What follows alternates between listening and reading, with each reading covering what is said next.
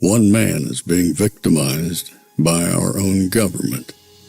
One man whom they fear, yet who millions love. One man who is willing to take the poison arrows of lawfare. One man whose voice has been taken away by a corrupt judge operating in a corrupt system. One man who has been ridiculed and insulted. One man who refused to back down. One man who refused to back down. One man who refused to back down. One man who stands between us and them. One man that wants to see America protected again. One man who wants to see America prosper again. One man who understands that a man is a man and a woman is a woman. One man who understands and protects the blessing of life. One man who wants to restore American exceptionalism. One man who once again wants to make America that shining city on a hill for all to see. A place where all the people of the world glowingly set their eyes upon. America. One man who unashamedly wants to make America great again. That one man is Donald Trump.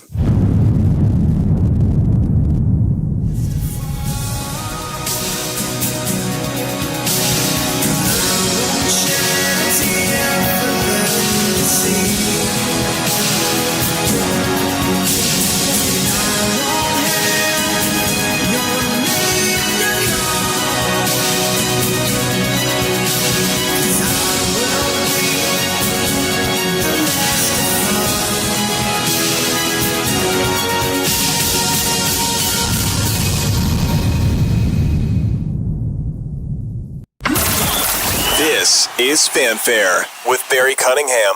Michelle and Barack Obama made me sick last night.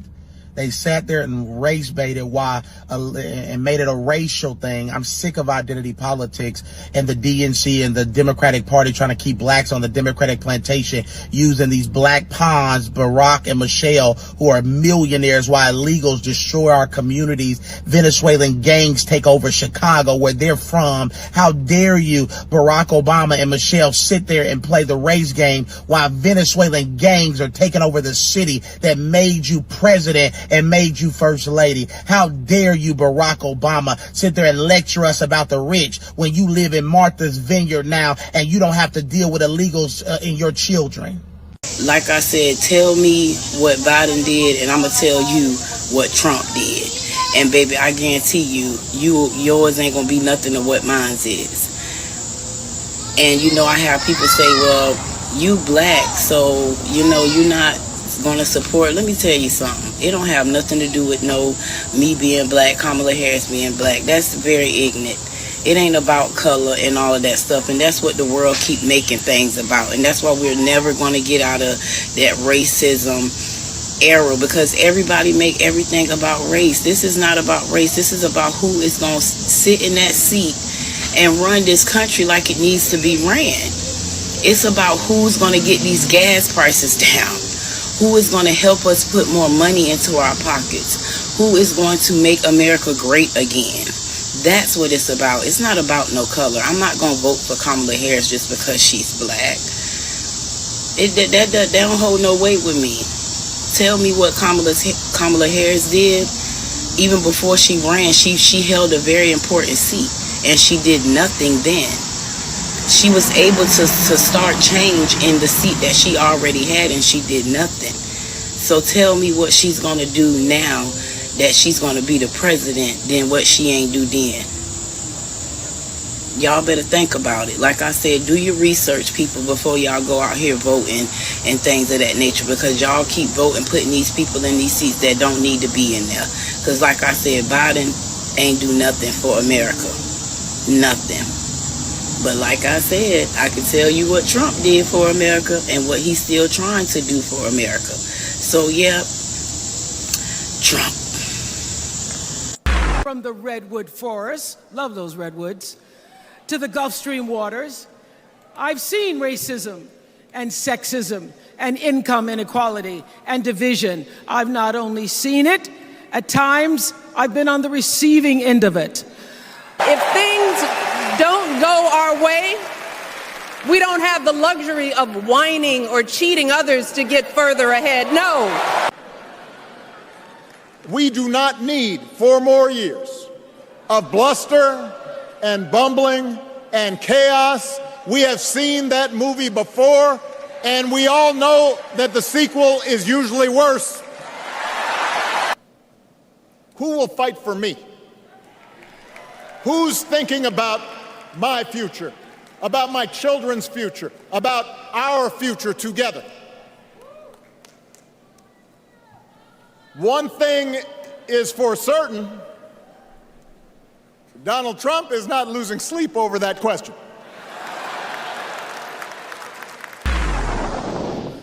I find it funny that Barack Obama would say that Donald Trump isn't losing any sleep over that question. Well, I'm pretty sure Barack Obama hasn't lost any sleep thinking about that question. You know, earlier he said, we've seen the sequel, and the sequel isn't as good as the first time around. Pretty much black people in neighborhoods across the country have seen the sequel for 40 and 50 years. Nothing has changed. People in the same neighborhoods are going through the same things that their grandparents went through. And Michelle Obama and Barack Obama and Oprah just get up and perpetuate the same myth over and over and over. I'm sick of it. There is absolutely nothing more hypocritical and hilarious than a woman with 3 mega mansions, a private jet, and a yacht giving you a lecture on oppression and inequality. And then her husband, who shares those 3 mega mansions and that private jet and that yacht, get up and do the same thing, followed by a billionaire black woman who has even more wealth, pandering just as bad. And what do all of them have, including John Legend, LeBron James? They never tell black people what to do on how to actually succeed. However they were blessed with their wealth, it doesn't matter. The fact is, they all stood on stage and told everyone watching how hard it is to make it. Maybe a better message to the black community after, 40 or 50 years would be to say to the black community, let me show you how you can get like us. Let me show you the things that I know. I'm Oprah frickin' Winfrey. I'm worth $1 billion. I started off at a little station in Chicago as a little reporter, and I branched out, and I figured out how to make it in this world. I'm sorry.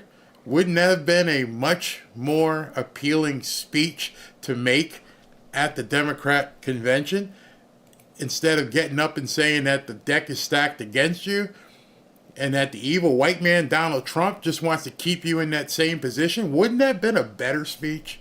How about you, Barack Obama? You were a social activist. You were basically just out there trying to rile up the community, and now you're sitting on all these mansions, a jet. Your wife gets paid $750,000 for one 45-minute speech. Wouldn't it be more impressive if you got up there and said, I understand what black people in the hood have been going through for decades, and I'm going to do my best to show you how to beat that. You see, Oprah didn't have any problem telling everybody, well, I've experienced racism, and I've experienced sexism, and so I know it's real. Okay, yeah, we know you experienced that. We all have. Tell us what you did to get above that. How did you rise above? How did you become a billionaire? What steps should I take? I'm sitting here in the hood. I don't understand how I'm going to feed my kids, and I'd love to know from you something new.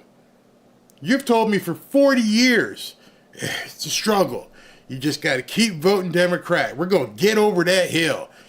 What did Michelle Obama say? We see a mountain, we just can't get on an escalator. Hey, Michelle, I hate to break it to you, but there's a lot of black people who are tired of crawling up that friggin' hill.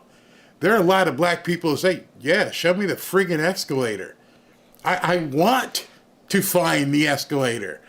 I don't want to have to keep crawling up this damn hill you people keep talking about for 30, 40 years, over and over and over, every 4 years. You're at the Democrat friggin' National Convention. You have the opportunity to speak to a national audience and tell them what exactly you're going to do for black people. And the only thing you have done for the past 3 days, which I'm sure is going to continue tonight, is to tell these same black people, just got to keep fighting. When we fight, we win. Well, I don't know how to say it to you. I'm going to break it to you, but over 30, 40, 50 years, people have been fighting and losing. They keep hearing the same old pep talk, getting the same old results. You know why? Because you never offer any. You never tell people, hey LeBron, you've made $1 billion. Yeah, you could dribble and you could dunk and you could do some things instead of talking about politics. How about, getting in there and telling people about your business side? No, not everybody is going to dribble well, shoot well, and dunk a basketball, but the other stuff you've learned, where you've put your money and how you've learned in business. What did you do? You've got a movie studio now. You've got these different things. How did you come about learning about screenwriting? How did you learn about production? What do I need to do to be a producer of a movie? I don't see LeBron telling anybody that. I don't see anybody asking Oprah in these interviews, hey, Oprah, how did you start your media company? How did you decide you were going to do a talk show? How did you get your first break? Where'd you do your talk show? How do you book the guests? I like to have a talk show, Oprah. Tell me how I do a talk show. No? You're not going to tell me that? Why? Oh, you want me to keep crawling and keep fighting. How about you kiss my ass and tell me how I can succeed? How about that? How about instead of buying up all of Maui after it all burned up, that you tell us what you're going to do with that land? Oh, so you know what? There's some land here that I'm purchasing really cheap because there was a fire that people got burned out. And now I'm going to buy all this land. I'm going to build what? A hotel? A resort? Tell me how to do that. Tell me, I understand you need a lot of money, but how do I get my foot in the door? How can I be a maitre d'? How do I get other people to get behind me and say, I've got an idea. Can I get funding? You could go to a list of like 1,000 questions and you could ask all these people all these questions. And the only thing they're going to keep telling you is you got to keep fighting. When we fight, we win. What the hell does that mean? I don't want to fight. I want to get on the freaking escalator and go up the mountain. I think I've earned the right through my generational, all the stuff my generations have had to go through. I think I have earned the right through their blood, sweat, and tears to get on that freaking escalator. You got on it. Don't tell us you didn't. Somehow, you and Barack decided you're going to get married. You got disbarred, so you weren't making a whole lot of money as a lawyer, so you decided to run for public office. Okay, I got you. Any instructional booklet on that? Hey, AOC, you were a friggin' bartender. Telling anybody what they need to do so that they can get elected and maybe get where you are? No, you never hear it. And at this point, the black community has had it to hear. That bullshit, that, excuse my language, that they spew now is what they spewed in 1960. But it's not 1960. We all know now if we want to do something, nobody is going to hold us back. We may not make $1 billion, but we're not stuck. And you're talking to people like they're friggin' stuck. It really gets my nerve up. It really makes me just get pissed off. I told you the story about my lawn guy in the past and my pool cleaning guy and how I helped the guy buy a pickup truck, and now he's got like 50 accounts that he goes around and mows the lawn to, all because somebody showed him what to do. He knew how to cut grass. You've been cutting grass in Haiti forever. There's no skill in that. How do you run a business so that I know how to do accounts receivables and get more accounts? Pretty much. See this street? Yeah. Go up and knock on every single friggin' door. Introduce yourself. Say, I'd like to cut your lawn and I can do it better than the guy you have right now. That's all you got to do? That's all you got to do. Make yourself look presentable. Clean yourself up.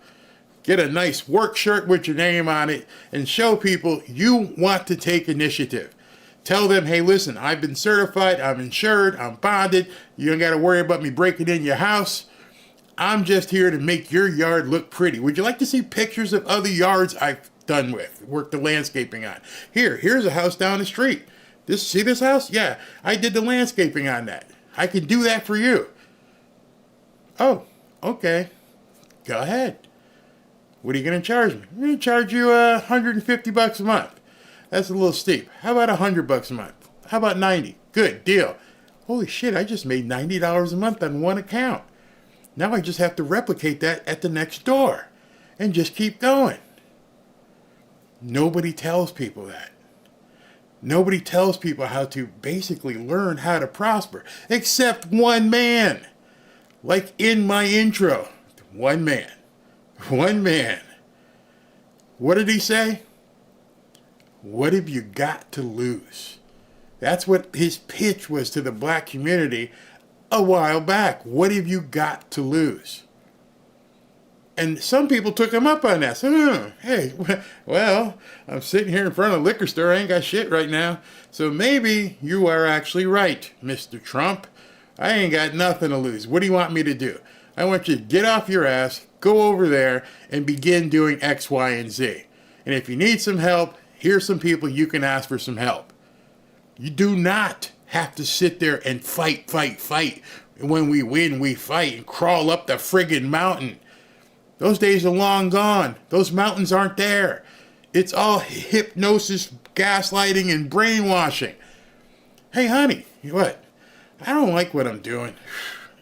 I'd like to do something else. Well, what do you want to do? I don't know. I used to like talking when I did my real estate seminars. All right, so why don't you start talking? Make a video. Make a video? Who's going to listen to me? Tell them what you know and see what happens. All right, but that get kind of boring. It's dry. It's only so much stuff you can talk about real estate. What else you like? I like the Miami Dolphins and Notre Dame. Let's talk about that. Okay. Oh, wow. People are listening to me and my account's growing. But you know what? I only see the growth being this far. I can only see the market being this big. You know, I know how to look at market accumulation sizes and understand because I went to school. And I understand that there's things that you can look at that'll tell you how big a certain market is so you can forecast. I didn't have to learn that, but there's a lot of people who should learn that. How do you know how big a market size is? TAM, total addressable market. Can you see yourself in a year growing, or do you see yourself pretty much in the same place? If you're in the same place, then that market isn't something you want to get into. Which I told myself completely because I had the knowledge. So I said, okay, what else can I do? Well, you like Trump, you like politics, why don't you get in there? Boom! Game over. Exploded. Thanks to you. Thanks to you watching right now. That story I just told you is a true story. Wow, this is working. Maybe I need to get better lights. Cool. Maybe I need to get a new computer that'll help me edit faster. Cool. How about a couple new monitors so you can see different things? Cool. Recently, how about getting a light so you know if you hit your microphone and forget to hit the mute button or unmute? Oh yeah, I got to do that. Happened again yesterday. You learn, you grow, you keep going. That escalator ride ends up turning into like a roller coaster and you're back. Oh man, it's strapped in. This is cool. Making money. I don't need to fight. I just need direction, counseling. Show me what to do. Go call somebody. Hey man, how do you edit video so you can do this or that? Oh, just learned something. I can apply it. Let's go. Let's do it. Let's keep moving forward. That's the kind of forward people need, especially in the black community. They don't need people saying, you're good where you are. You'll get your check on the 1st or 15th of the month. Let me go ahead and get you some food stamps so I can keep your little black ass happy so you don't have to worry about anything. That's the story that's been told in the black community for decades. Fortunately, a lot of brothers and sisters, if I use the vernacular, are waking up. Finally, understanding the boogeyman in the closet isn't Donald Trump. The boogeyman in the closet isn't some white guy that's going to keep you down. The man, as they used to say in the 60s and 70s movies. Oh, the man trying to keep you down. No, the only man trying to keep you down is the one you're looking at in the mirror. That's gone. That's over. Barry, there's still racism. Of course there's racism. There's always going to be racism. But there's always going to be Brussels sprouts. I don't eat the Brussels sprouts, so I don't pay any attention to the racism either. It does nothing to me. It's completely, utterly meaningless. In fact, I'd rather, if you didn't like me because I was black, that you would put on your hood and tell me so I knew. So I know going into a meeting with you, hey, I'm not doing business with you. You black, man. Oh, okay. But now that I know, tell me up front. I wouldn't even lose any sleep over it. I'm on to the next meeting. Like I told the guy, the Haitian man, I won't tell you his name, but when he was trying to learn how to build his landscaping business, I said, if you knock on a door and they tell you, get the hell off my stoop, you know what you need to do after they tell you that? Get the hell off their stoop and go to the next one. You just found out that client isn't one you're going to get. Doesn't mean anything. There are 100 more houses down the road. Hit them all. Don't let the impediment dictate your future. The Democrat Party intentionally makes the impediment the reason that they can tell you that you don't have a future, which is complete, utter BS. Don't stop at the impediment. Go around it. Go through it. Keep moving. Don't settle and go, oh my God, there's racism out there. You know why I can tell you that with confidence? Because they didn't do it. Oprah. Oh, I've experienced racism all over the place. Did it stop you? When you met up with that racism or the sexism or whatever you want to say ism is there, did it stop you? I'll answer that for you. Hell no, it didn't. Hey, Barack, you know, you've got so much racism. It's awful out there. It's awful being you. But somehow you found a way around it. What was your secret? Because obviously there's a secret. You're telling everybody else they got to crawl up the hill, ignore the escalator. So there must be a secret. What is the secret? Ignore it. Don't worry about it. It's there. It's going to keep happening. Don't let it dictate your future. Unfortunately, there's enough black men and women right now who are realizing the same impediment of racism or sexism or any other ism is no different than I couldn't lease this building, I can't find employees, I can't get my suppliers. It's no different. It's just an impediment to your workflow. That's all it is. I just ran into racism. Let me get rid of that. Oh, let me try to do this. Oh, it's sexism. Swipe. Ain't gonna worry about that. Oh, I can't get suppliers. I can't get enough suppliers to give me the stuff I need to succeed. What do you do with it? Do you stop? Honey, couldn't find anybody to build me a new computer. Oh, I guess we're done. No, you try to find someone else. You keep going. You make phone calls. Hey, do you have this, blah, blah, blah, blah? Do you have an SSD drive? Do you have 75 gigawatts of storage? Yeah, we can build that for you. Do it. You keep moving forward. And you get on the escalator. Do you know what the first step on an escalator as a kid is terrifying? This first time they see an escalator, they're like, wait a minute. Whoa, hey, these stairs. What's going on? What's going on with these stairs on the escalator? You know what the answer to that question is? A guy told me a long time ago, this is a true story, because he said it just like that. You know how kids walk up to an escalator and they're afraid because, you know, it's this weird thing. It's just a weird thing that this escalator keeps doing like this. What does it keep doing? It keeps moving. That's the answer. And I was like, oh, I still get chills. I still get chills because that man said that to me years ago. He goes, it doesn't stop unless it's broken, but it just keeps moving. The stairs keep moving. And if you get on one of those stairs, it takes you to the top. So why the hell wouldn't you want to be on an escalator? It's less effort, gets you where you want to go, and gets you there quicker. Oh yeah, sign me up for the escalator that you're telling every black person at the DNC. Oh, we ain't got one of those. We ain't got no escalator. Oh, that's your problem. I'm hopping on the escalator. I want to learn how to keep moving quicker, faster, and towards my goal. I want to be up there. That's where I want to get to. I could go over here and crawl up the mountain like she told everybody, or I could learn that an escalator is actually going to get me there quicker. I was pissed off. I've been pissed off since I've watched this entire thing. I've watched them go for 3 days where all they did is tell people how bad it is. And I'm watching millionaire and gazillionaire, one after the other, get up there and tell people, oh, it's so bad. You don't know how bad it is. Oh my God, it's so bad.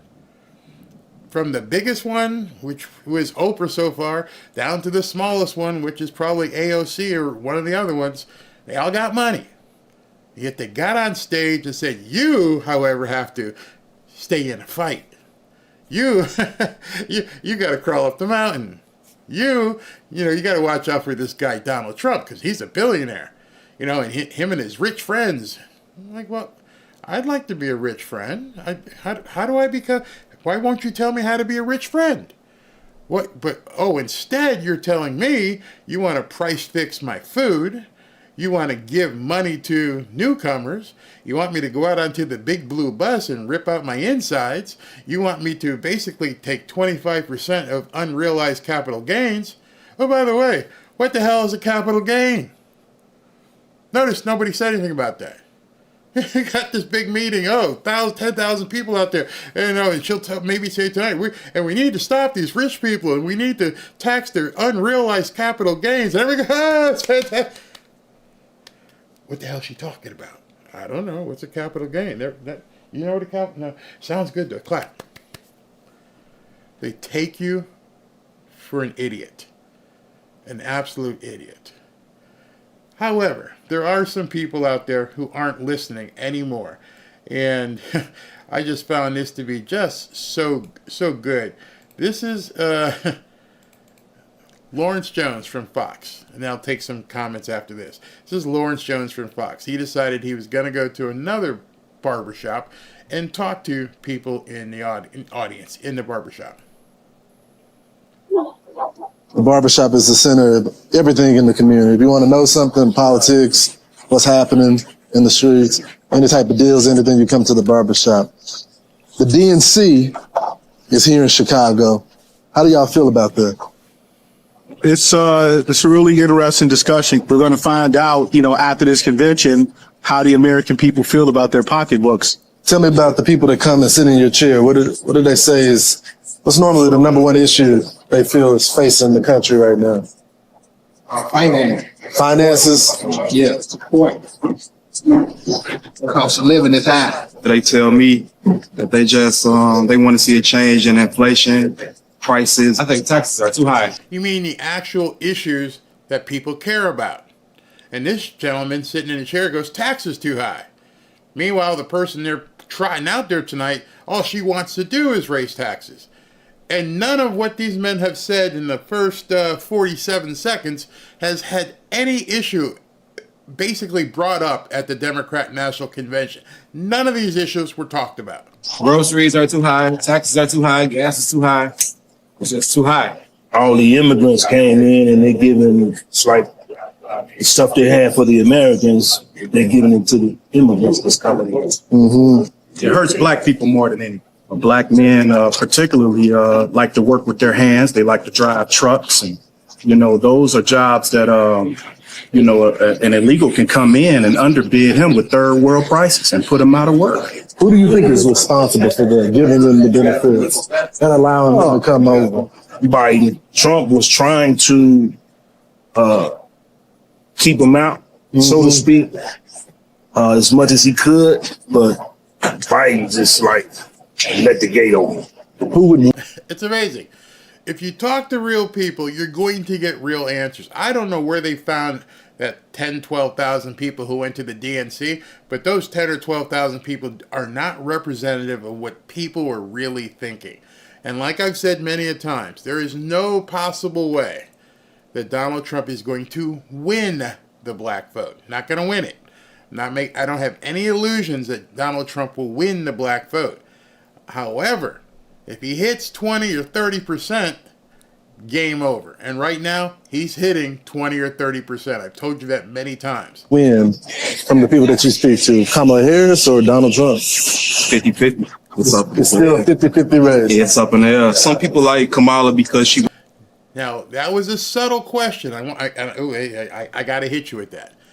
Of the people you talk to in here, in your barbershop, in your black barbershop, where black men come in, what are you seeing as, you know, how they're calling it between Donald Trump and Kamala Harris? See, you missed that. That was very subtle. He goes, it's 50-50. Oh, bing, bing, bing, bing. Lights should have just went off when you heard that. If 50% of the black men that come into this guy's barbershop are saying Donald Trump, she can't win. I don't know if you caught that. I don't even know if Lawrence really picked up on it. He just said, you know, hey, what's it look like here? Oh, it's 50-50.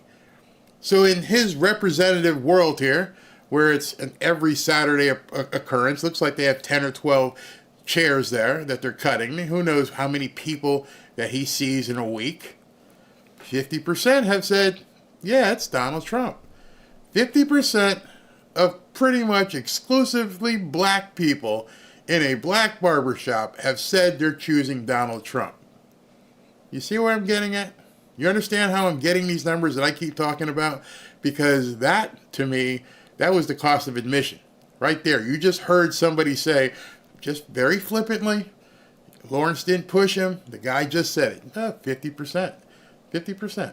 Okay. Represents change and she's different. Correct. Some people like Trump because they feel like he's more business minded. So it's up in the air. It's a coin flip. Are they gonna go for Kamala? Mm-hmm. And why do you think they're gonna go for Kamala? Because they made it about history now. I will vote for Kamala. So when you were telling me about the number one issue is talking about illegal immigration and them coming to Chicago. Love that he included the Kamala voter as well. Mm-hmm. She represents the same thing as Biden. You said Trump fixed it, was trying to fix it. So why would you double down and vote for Kamala? The reason I would, like I said, vote for her is because I think it's time for a woman president. What do you? So that guy, obviously one of the low information guys, he wants to vote for Kamala for the sole reason, has nothing to do with black. He just wants to vote for her because, yeah, we should try a woman's president. That's it. That's why he's sitting in the chair instead of cutting the hair. Yeah, that's how I look at it. You say to the brothers that say, I'm just trying to, life was just better for me under the last administration. I don't believe that. I don't believe it. Especially people in our industry. But you do hear it, don't you? I hear it, but I don't believe it. Yeah. I don't believe it. It's really enlightening to hear individuals start to change their political direction. I think it's time that blacks in general need to boost our political IQ. Love that. Blacks in general, we need to raise our political IQ. You can raise your political IQ a lot just by paying attention. And that's something that's changed over the last couple, I'd say, decade. People are actually paying attention right now. What are you actually offering? What are you going to do? I'm listening to you. And if you've been listening to the Democrat National Convention thus far, it's a whole lot of nothing. It's a whole lot of orange man bad. Stop being blindly faithful to a one-party system that doesn't work for us. Growing up, you choose to be like a Democrat, but they really don't know the history of it. It's time to, to start thinking about like thinking outside the box. Basically, most of us, I believe, we voted Democrat because that's what we was brought up to do. You know, you go to the poll, they say vote Democrat, vote Democrat. But I don't really see no change that they say they're doing. That's what they've done the best. They've convinced so many people in the community who don't even know why, including myself growing up, you're a Democrat. Your name is Barry. You go to this school, and you're a Democrat. Oh, and you like fried chicken. Yeah, all that stuff. And we also all have, well, I won't go there. Yeah, I won't go there.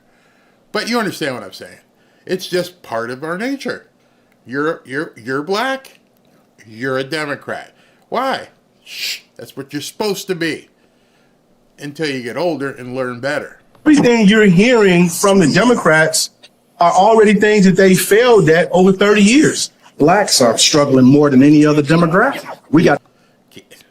You've been sold a dream of working hard and crawling up the damn mountain. The highest prison rate, highest high school dropout rate, highest murder rate. What's in it for us? Most blacks are conservative. If the Republican Party could just learn how to communicate, and the reason why they can't communicate is they don't get us. The reason why I'm gonna break that down for a second here. The reason why the Republican Party can't communicate in the black community because they're one and the same with the Democrats. The Uni Party that has been in effect, you can see it right now. These people have no desire to communicate to the black community. That's why they don't understand how Trump is so popular. When's the last time you saw Mitch McConnell hang out, and go talk to people in the black community? You don't even see Ted Cruz doing it. It just doesn't happen. It's historically, they've forfeited the black community to the Democrats. Just like, oh, that's yours. You guys can have that. Oh, okay. And Democrats said, hey, we'll take it. But now you got a guy who's out there talking about doing stuff with the black community, and it's freaking them the F out. A lot of people are waking up right now, as you can see, speaking to the brothers and sisters in this shop. And you know how many barbershops and beauty salons there are throughout the country? Trump is out there talking to the brothers in the barbershops, and you know how many barbershops there are around the country and how many people frequent those barbershops. Just saying. This same conversation is happening pretty much in everywhere, man, and it's changing. That's great, Lawrence.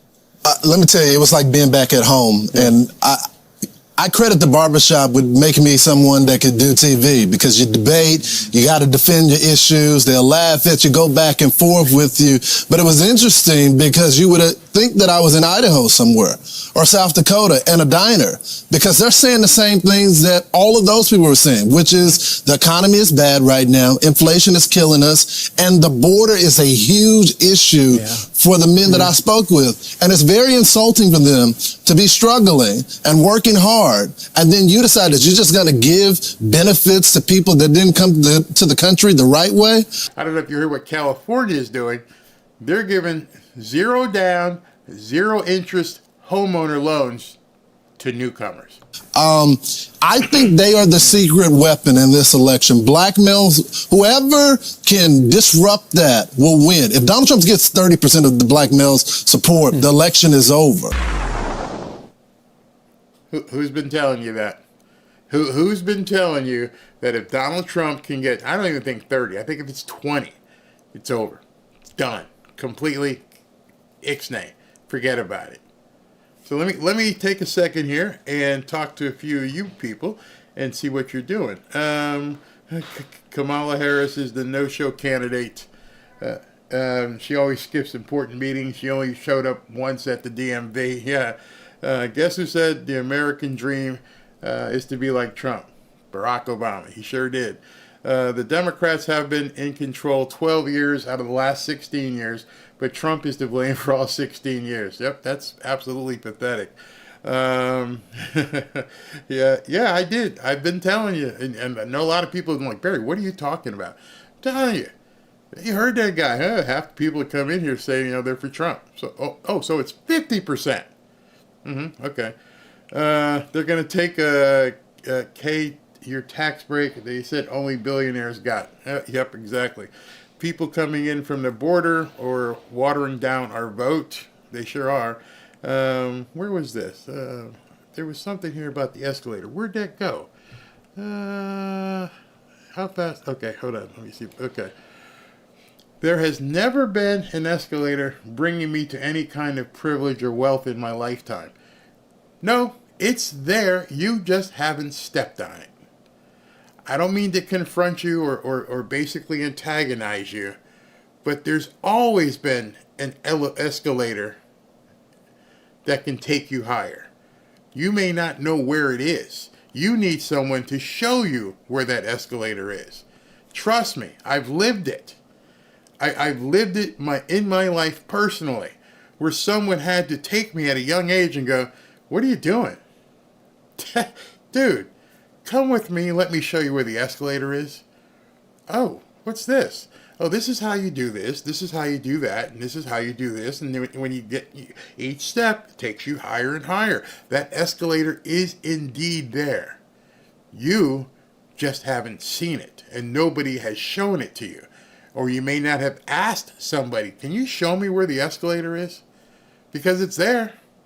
I can tell you right now, if somebody said to me, "I'd like to start buying houses." Excuse me. And I'd like to know, Barry, I've heard you talk about a house, and I heard you make some claim that you could parachute into any city and town in the country, and within 7 days you could own a house. And I'm like, yeah, that's true. Have I gotten any time an email saying, "What do you mean? Show me how"? But I don't have any credit. I didn't mention credit. There's a saying, and I'll continue to say it. This is your first step on the escalator. If the deal makes sense, there is always funding for it. Whether you choose to believe that or not, that's something that people trying to do something as an entrepreneur or getting in business, that's their escalator. That's the first step on the escalator. That was the first house I ever purchased. Let me just explain it to you. I'm going to tell you, I'm going to take a sidebar here and tell you how that's true. I went, in every city in the country, there are real estate clubs everywhere. Everywhere. You just go sit in a real estate club and they talk about how to buy houses with no money down and different things. Stuff you saw on television, and it's all BS and infomercials. So I go to this meeting and I sit down, talk to some people. Afterwards, having a cocktail, and I'm like, what did that guy mean? If the deal makes sense, there's always money for it. And I talked to the guy, and he's like, "Hey, Bill, come on over."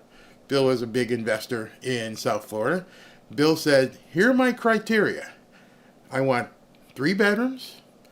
I want to have it concrete brick construction. I will not touch anything that's stick built, or rather wood.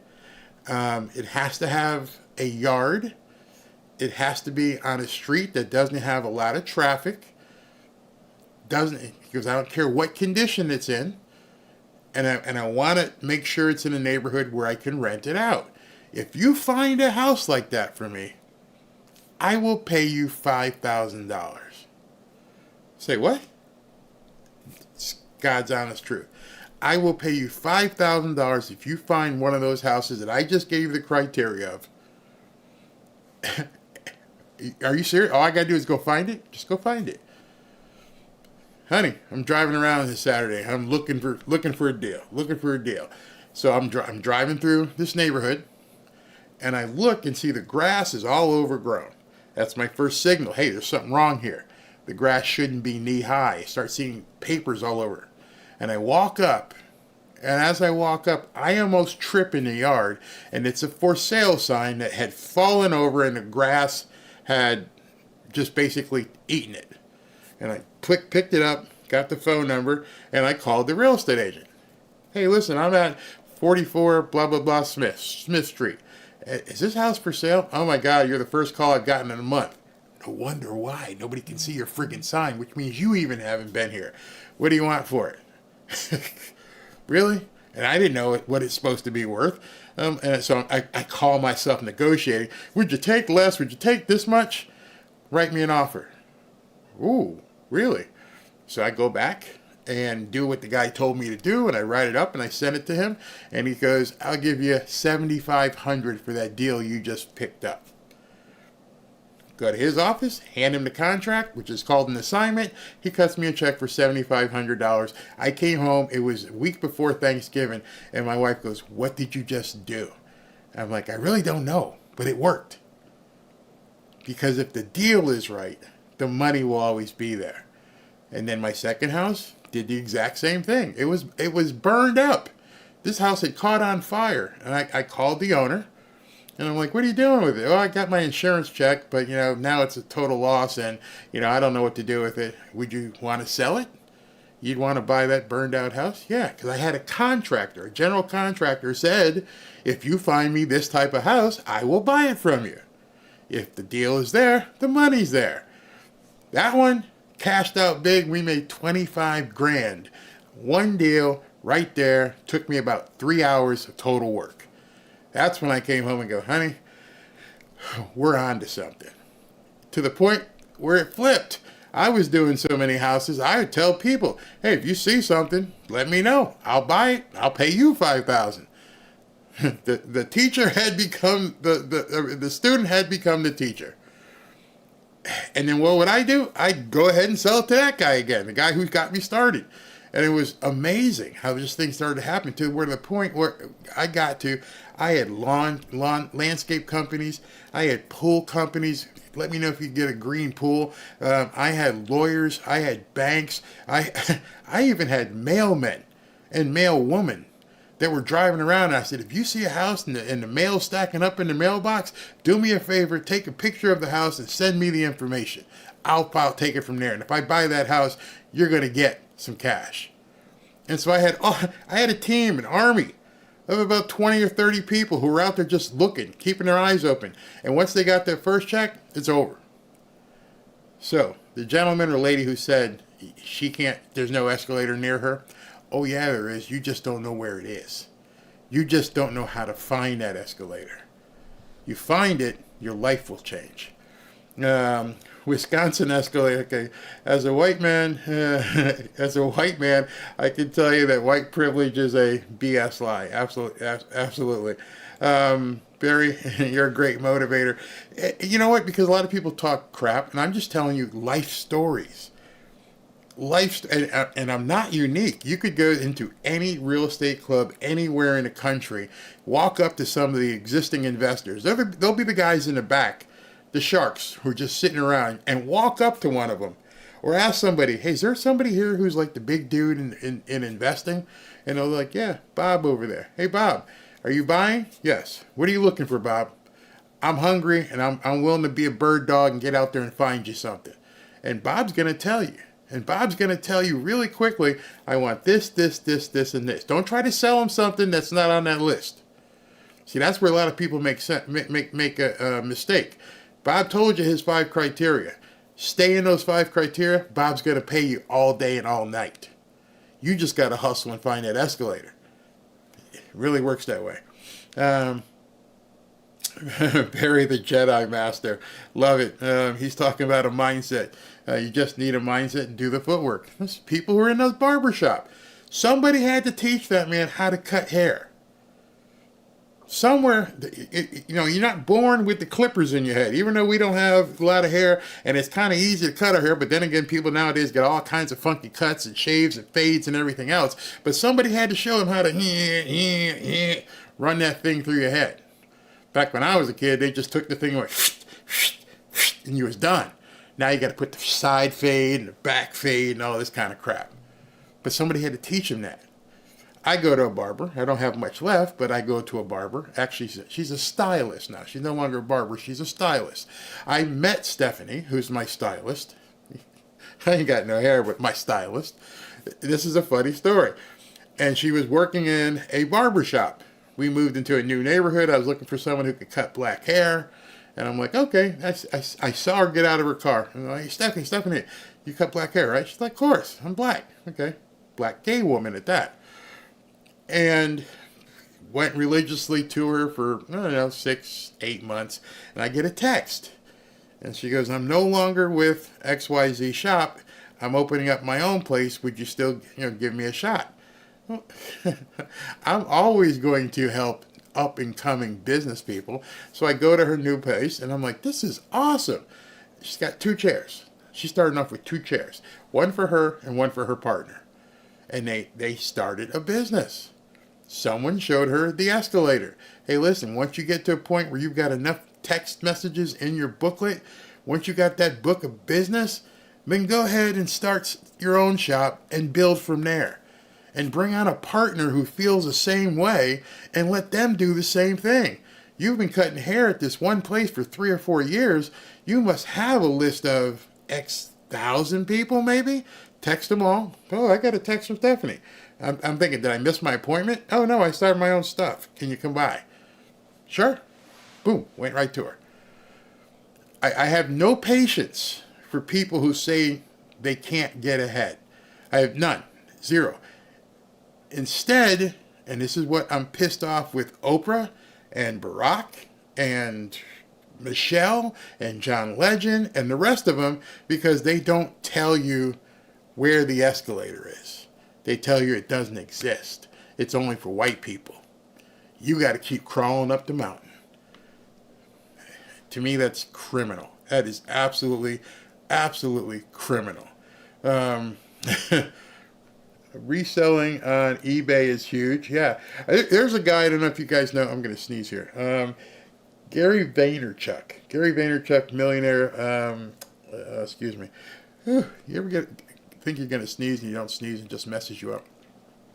And he has a number of social agencies and stuff like that. And he started a collection business where he just goes around and goes to, what do you call it? Flea markets and garage sales and shows people, I bought this thing for $20. I'm going to sell it for $60. He's showing people, he's showing them the escalator. Hey, listen, on a Saturday afternoon, you ain't got nothing to do. Get in your car, find out in a thrifty shopper where all the tag sales are, and go to those tag sales. Look around and understand what may sell and what may not sell. There is no reason why people have to crawl up the mountain. I don't care what your lot in life is. I don't care where you are. I don't care where you stand. There's no reason for anybody, especially a billionaire, to tell you that racism stops you, that it's an impediment. And I don't mean one, every single investor I have ever had on any real estate deal in my entire 25 or 30 years of buying real estate has been white. Every single one. Never had a black real estate investor. Ever. How could that be? How could it be? Because, I'm black and racism and oppression and everything else. How could it be in 25 years of buying property as much as $4 and $5 million? How could it possibly be that you get all these white people to back you? Because they want to make money too. See, that's the second step on the escalator. First escalator is finding. The first thing is to find the escalator. The second thing is to take the first step. The third step is stop listening to the BS. Everybody wants to make money. It's a universal language. Green is bigger than all colors. And these guys have been Jewish. A couple of them have been gay. They don't care. If the deal makes sense, we're going to cut you the check. And then when I learned that, and I just said to myself, wait a minute, so all I got to do is actually find something that makes sense. Yeah, that's it. And then find out their criteria. Yeah, I want to buy laundromats. I had one guy only wanted mobile home parks. And it's like, wow, there's no mobile home parks anywhere near me. I can't work with you. I didn't say near you, idiot. Oh, I can look anywhere in the country? Yeah, you can look anywhere in the country for a mobile home park for me. And if you find one that makes sense, here's my criteria, we're going to do a deal. Hey, Joe, I didn't know nothing about that. Hey, what do you want to do? I want automated car washes. I don't know nothing about car washes. You don't have to. Just get your black ass out there and search for some car washes that might be for sale. And now in the year of 2024, already past midway point, there is so much data everywhere. Before, I used to have to do it by hand. Now I could search 1,000 different properties, put something in my little search engine, and I could find all kinds of car washes and mobile home parks and everything else. It's out there. It's out there. Just got to do your research. How to spell selling sports cars for 35 years. Oh, I love my chat. I love the people who come in this chat. They tell you right off the bat, hey, I'm doing it. What they're telling you on that stage at the Democrat National Convention is all bullcrap. I'm actually doing it. Barry's not the only one. This gentleman tells you, I've been selling sports cards for 35 years. I would be beyond rich right now if I wasn't an idiot and got rid of my sports cards. I had a Mickey Mantle rookie card. You remember you used to set them up and like flip them at the wall and knock down the other cards? I was flipping my Mickey Mantle cards. I was flicking my Stan Musial cards. Those things would be worth big money. I was an idiot. And when we moved and I grew up, I just threw them away. My mom she bought a house, and in the closet somebody had left a box. And inside the box were some handwritten manuscripts. And one of them was from, I forget, some big name artist. And he does comic books. And she goes, you think these comic books, the comic book was a comic book called Spawn. And I'm like, I don't know anything about comics, but I know there's Comic-Con, so maybe we can email somebody and say, hey, would you like one of these issues of Spawn? It did it. Took a snapshot of it. He goes, is it still in plastic? Yeah. I won't even tell you how much he wired to her. So, as I'm saying, the escalator is there. You just have to find it. And you have to endeavor to find it. It's not going to fall. It's not going to just show up. And these people at the Democrat National Convention are lying to you. And they've been lying to people for 30, 40 years. Now, on top of lying about that, yesterday something happened. And again, as we're talking about the two things that I think are going to put Trump over the top, moving back to black men and black women, CNN had I think this is about a minute long spot. Let me see here. A minute and 37 seconds that told me everything about what's wrong with the Democrat National Convention and the Democrat Party. Because what you're going to see is why black men are moving away from the Democrat Party. It's why a lot of women are moving away from the Democrat Party. You won't believe this. Seriously. This is going to blow you away. But they are doing so in trying to put forward male figures, Tim Walz being one of them, Doug Emhoff last night, who can speak to men out there who might not be the sort of testosterone-laden, gun-toting kind of guy who... Cucks? Soy boys? That's who they want to reach? Wants to listen to Hulk Hogan and the kind of players that came out at the RNC, or might want to listen to that, but also, in addition, understand that it's okay in 2024 to be a man comfortable in his own skin who supports a woman. And that's something that they really are trying to work on with male voters. Meanwhile, she's talking about we prefer cucks. We prefer men who are in touch with their feelings. We prefer men that want to go out into the blue bus and have it snipped. The Harry Sisson types. That's the type of guy we want to reach. That's also the type of guy that the black men are running from. I was here the other day, and we were doing the Trump rally. And while we were doing the Trump rally, one of the ladies in the audience at the rally got sick. And Trump's behind bulletproof glass, and he walks out. He walks out into the audience. Hey, man, we got to make sure this lady's okay. Well, leaves the bulletproof glass. And we're talking about, that's some tiger energy right there. That's the kind of thing that women want to know. They want to feel protected. They want to feel masculinity. And the chat lit up with women going, oh my God, look at that. Oh my God, oh my God. Look what he's doing. That's a guy. That's a man.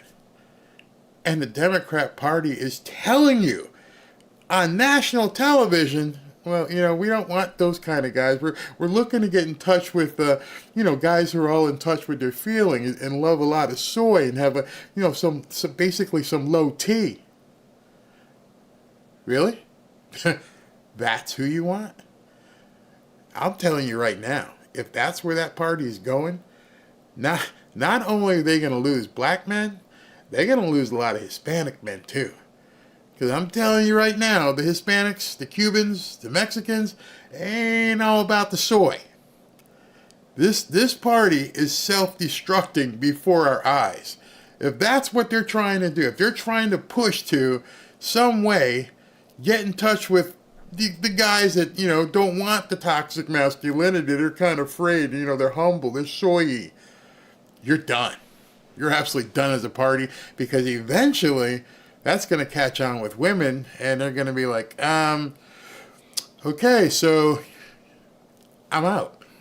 I don't want to be around someone that can't afford me security, stability, strength, protection.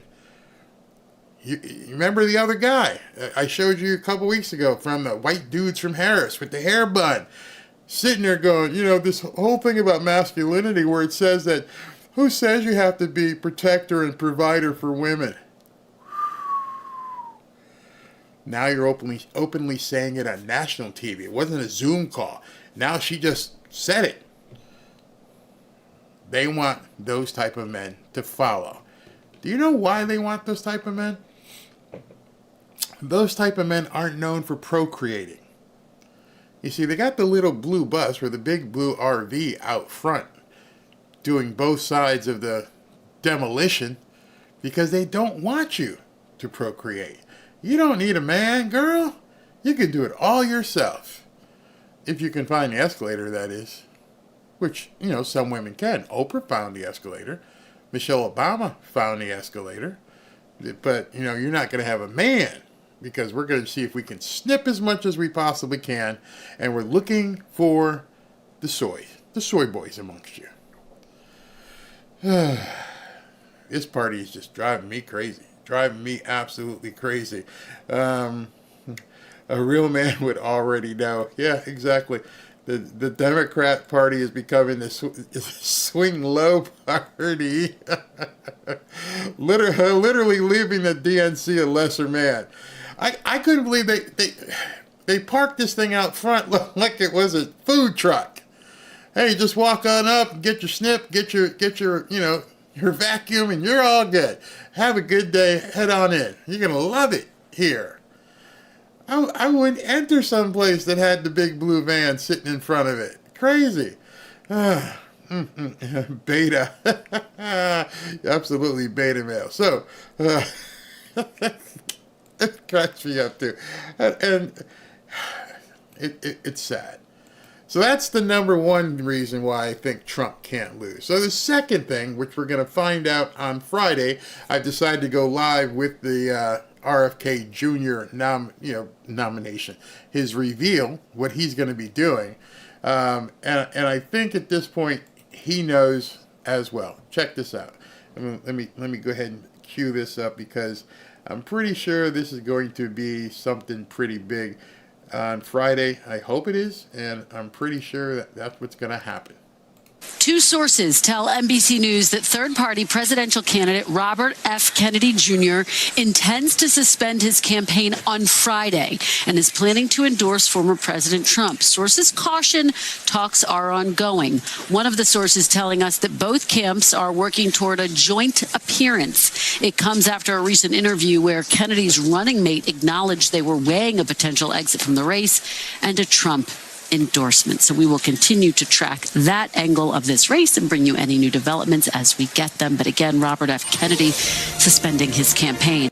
Can I ask you about RFK? Because just moments ago, his running mate said that they were considering endorsing you.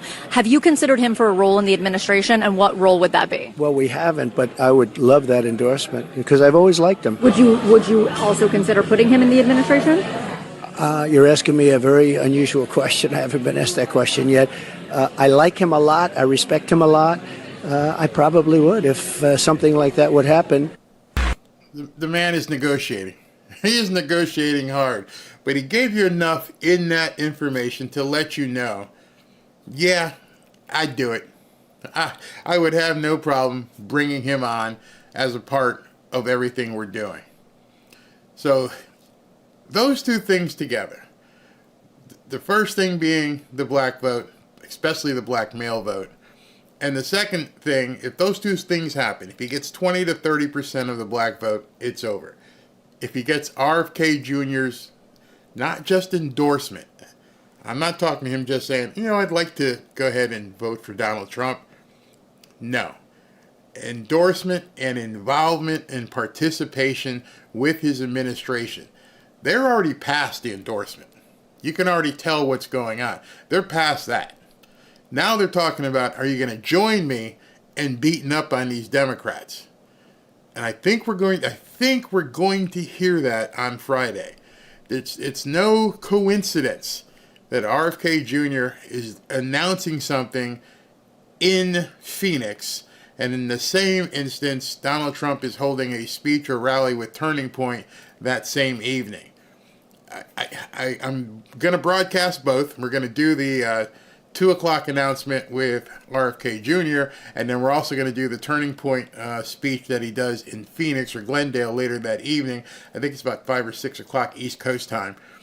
And I wouldn't be surprised if he comes out and says at the 2 o'clock meeting that, yes, I am endorsing Trump, and maybe Trump walks out on stage at that one, or later on at night when Trump takes the stage, RFK Jr. walking out at that point. But in one of those things, there was too much that happened yesterday, too much that got talked about for that not to happen. Everybody seems to know it at this point. It's just waiting for the official news to drop.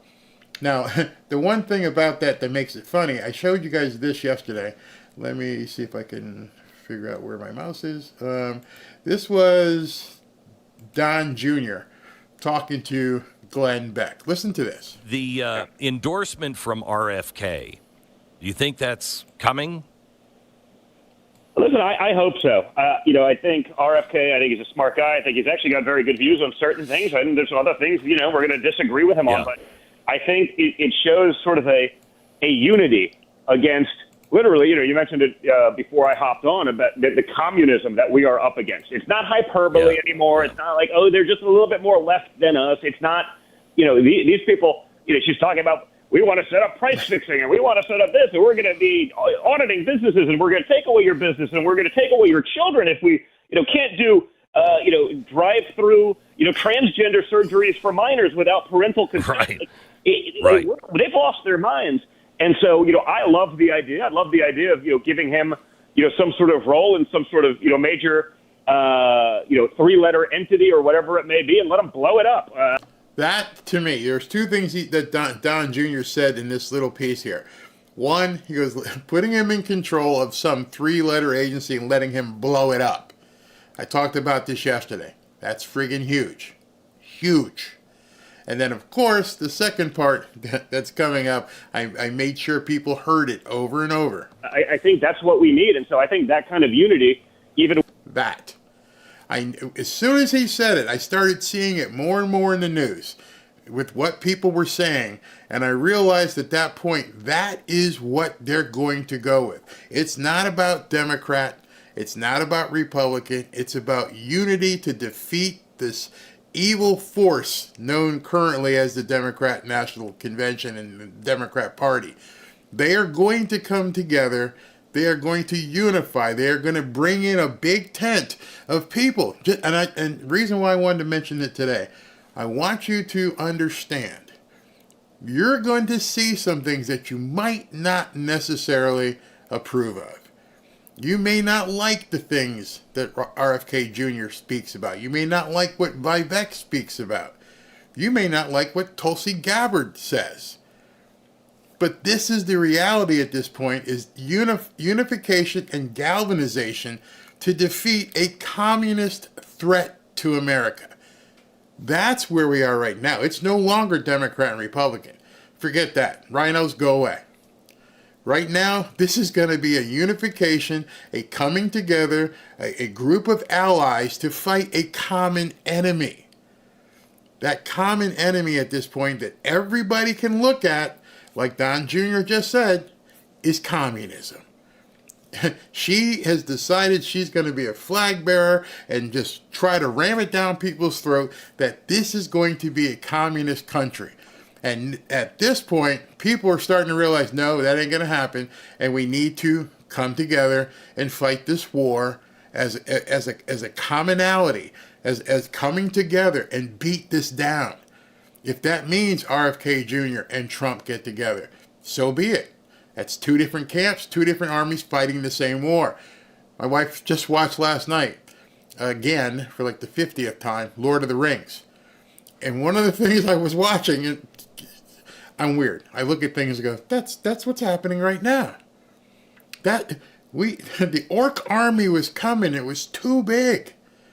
And what did they do? This one group of people with Viggo Mortensen's like, we can't beat these guys. There's too many of them. Well, go call the king over there and have him send some people over.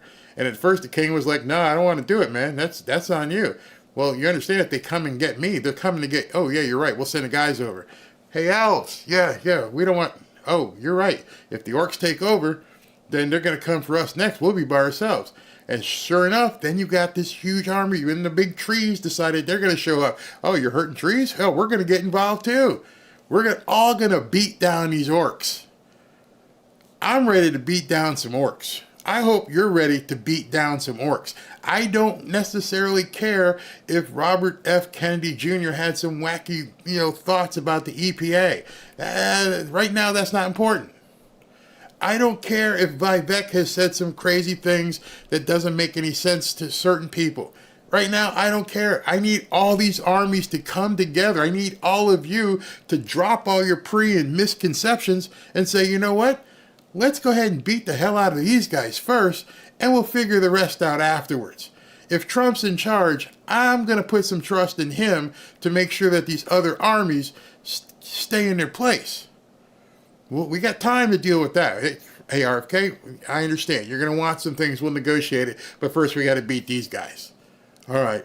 Hey, Elon, I know you want to conquer the world with these electric vehicles.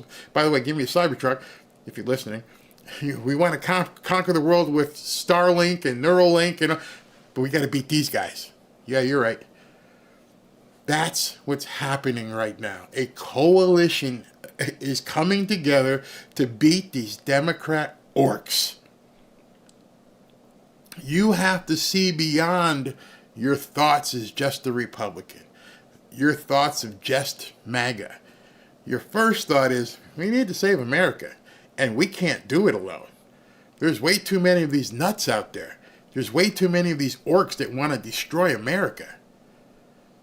So if we can get reinforcements to the flank over here, and we can get reinforcements over here, and our army is bigger than the orc army trying to take over America, so be it. He's still the king. In words only, metaphorically. Not crowning Trump a king, but you understand what I'm saying. So if we have that in place and we beat this down, then we can deal with all the other stuff. Right now, we got to win this election. And you can see they've decided they will do everything and anything. They're going to launch the fireballs coming over the wall. They're going to do everything. We need to have the archers ready. We need to have the big trees running through the entire group. We need a couple dragons. We need everything. That's what building this coalition and unifying is. And it really just, as I decided I was going to do this video today, it really struck me watching that movie. I'm like, they all just came together to beat the evil force. The Eye of Sauron, whatever his name is.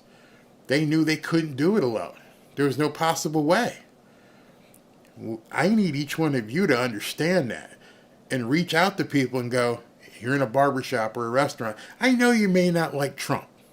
You may not, Orange Man. Okay, all right.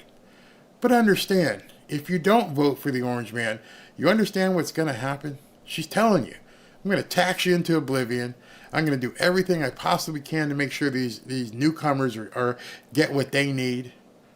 This is what we're going to do. I just need you guys to understand and get the word out to everybody. First matter of business is beating these people down. We beat these people down, we'll be okay. We'll fix the rest after. So I'm a jump here because, oh, wait a minute, I have to do something because I had been remiss in my duties here. Got to go through these super chats. Ruby Langdon, thank you very, very much. Susan Cummings, thank you. Hector Madrid, thank you very much. Hector Madrid again. Thank you, Hector. Anthony Andrea, thank you. Michael Nase, Madeline Mack, John Zeller, and David Rodriguez. Thank you all very much. I'm going to sign off here in a second. Let me see what time this thing starts.